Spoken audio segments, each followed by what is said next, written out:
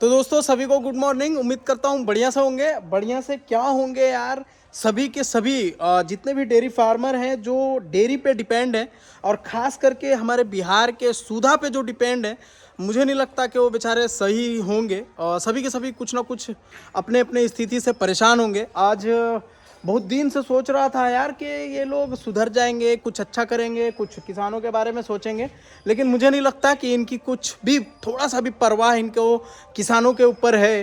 काफ़ी आपने वीडियो देखा होगा, बहुत सारे ऐसे लोग हैं जो बिहार के फार्मर परेशान हैं हमारे सुधा डेयरी से। परेशानी सिर्फ ये है कि वो दूध नहीं लेती है।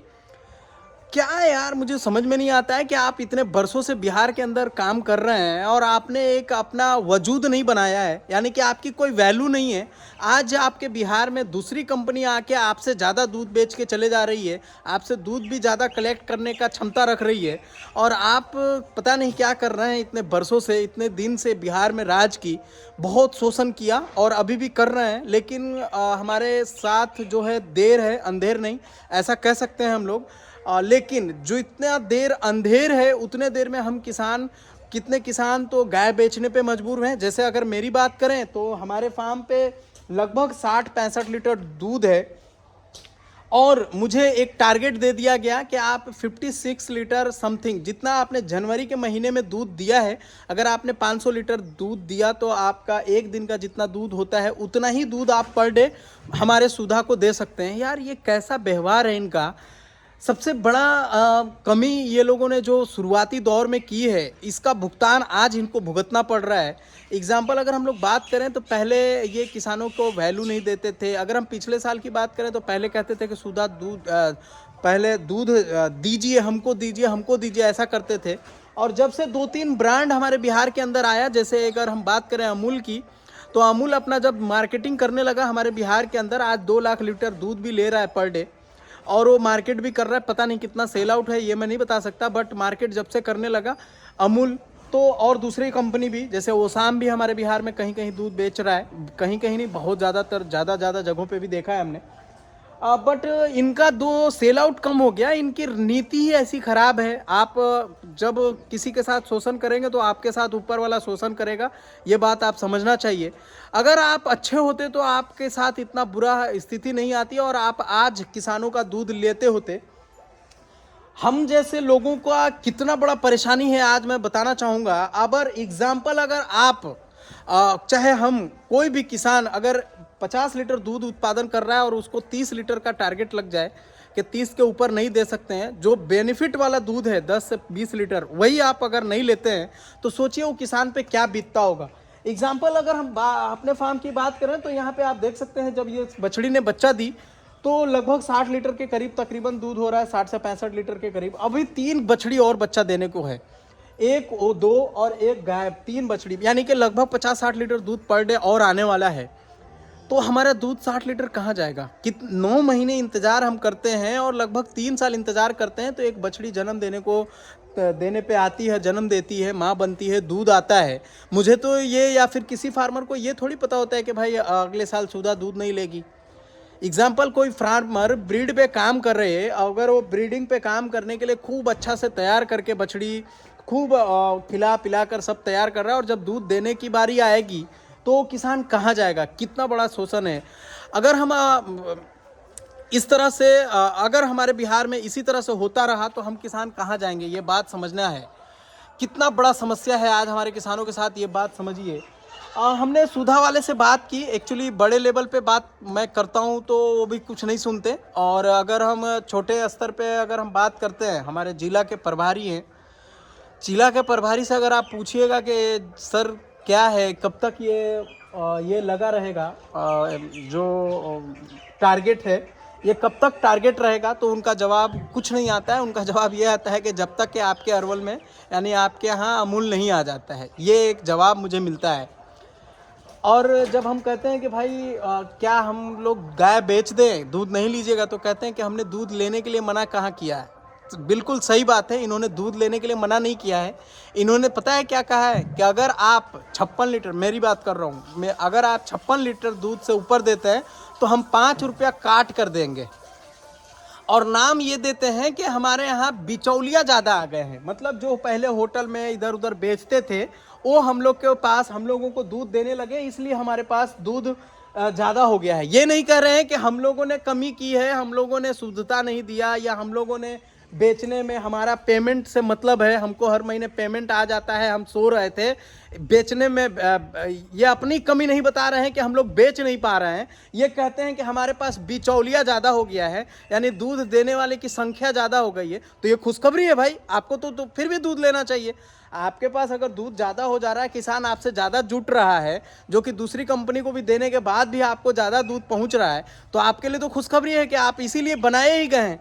हम क्यों दूध देते हैं आपको 30 रुपये और 35 रुपये, मिनिमम 33 रुपये आपको दूध देते हैं, 3 और 8 का, 3080 का 31 रुपये या 32 रुपये कुछ पैसा है, 32 रुपये है समथिंग मान लिया जाए। आपको हम दूध खूब बढ़िया खिलाएंगे पिलाएंगे, तो सभी कोई जानता है कि अगर फैट स्नैप पे दूध दिया जाए तो मैक्सिमम 35 और 40 के बीच में रहता है, यही फैट एवरेज आता है हर किसी का। अगर वो HF रखता है, तो जर्सी रखता है तो थोड़ा ज़्यादा आ सकता है। अगर यही दूध वो मार्केट में सेल करता है तो मिनिमम उसको 40 से 45 रुपये रेट मिलता है, यानी कि कहीं ना कहीं 5 से 8 रुपया 10 रुपया डिपेंड करता है कि उसके पास कौन सी गाय है, उसके हिसाब से आपको कम में क्यों दे रहा है। आज बरसों से हम लोग कम में दूध इसीलिए दे रहे हैं ना कि आप मेरा पूरा का पूरा दूध हमारे फार्म से ले रहे हैं। हमको ये टेंशन नहीं रहता है कि आप 100 ग्राम कम लीजिएगा या 200 ग्राम ज़्यादा हो गया, तो हमको कोई टेंशन नहीं होता है।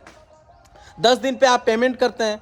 हम तो इसीलिए दूध देते थे आपको भाई कि भाई आप हमारा दूध पूरा का पूरा ले लेते हैं, भले 2 रुपया कम रेट पे मिले तो मिले। तो यार ये चीज़ें पता नहीं इन लोगों का क्या है, और ये स्थिति रही तो आने वाले दिनों में मैं भी पूरा फार्म बंद करने वाले का प्लान कर लिया हूँ। जल्द हो सकता है ये गाय जो नया बच्चा दी है इसको बेचेंगे, और जो 3 गाय बच्चा देने वाली है उनको भी बेच देंगे। क्या मतलब ही नहीं है, आप कितना दिन खोआ घी ये फलाना ढकाना खरीदते रहेंगे, और इन्वेस्ट करके और फंसने कौन जाएगा। एग्जाम्पल, आपके पास जब तक के दूध लेने वाला डेयरी, देखिए डेयरी लाइन है ये, हम गाय पे ध्यान देंगे कि खोआ पनीर बनाने में ध्यान देंगे, कहीं पे ये पॉसिबल नहीं है हम छोटे लोगों को। छोटे लोगों मीन्स ऐसा हम लोग बोल सकते हैं कि भाई इन्वेस्ट अगर जो बंदा कर सकता है उसके लिए तो पॉसिबल है, लेकिन जो बंदा इन्वेस्ट करने से सहमत नहीं रखता है वो ये सोचकर डेयरी फार्म की थी कि भाई 1-2 गाय ले लेंगे और किसानों का जो हमारा डेयरी है वो दूध लेकर चला जाएगा, हमको कोई और इन्वेस्टमेंट की ज़रूरत नहीं पड़ेगी, उसके लिए जगह चाहिए, पैसा चाहिए, दूसरा मार्केट चाहिए, बहुत कुछ सोचने के बाद वो अपना प्रोडक्ट पे जा सकता है। लेकिन जो अभी फ़िलहाल किया है उसको कुछ ना कुछ मजबूरी करके बहुत सारे लोग दूध फेंक रहे हैं, और आपने वीडियो भी देखा होगा कितने लोगों ने दूध फेंका है।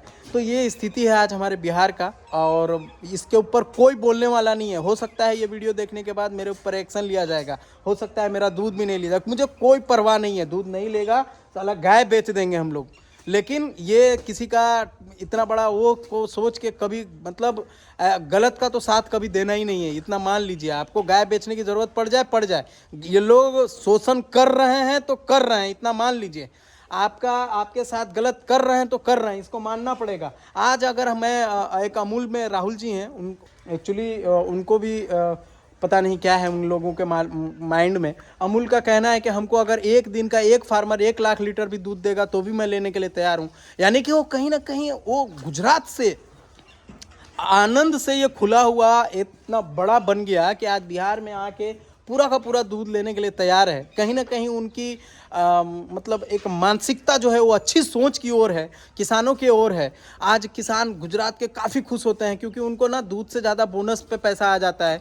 बहुत सारे जगह फ्यूचर में उनको मतलब एक गिफ्ट के तौर पे बोनस हो, सुविधा हो, डॉक्टर की टीम हो, हर एक चीज़ करती है, तब जाके लोग किसान वहाँ के आगे बढ़ पाते हैं। और ये हमारा इतना कचड़ा गिरा हुआ सुधा हो गया है, इतना गंदा है। आज बरसों से ये बिहार में काम करके भी पूरा सिस्टम को खराब करके रखा है।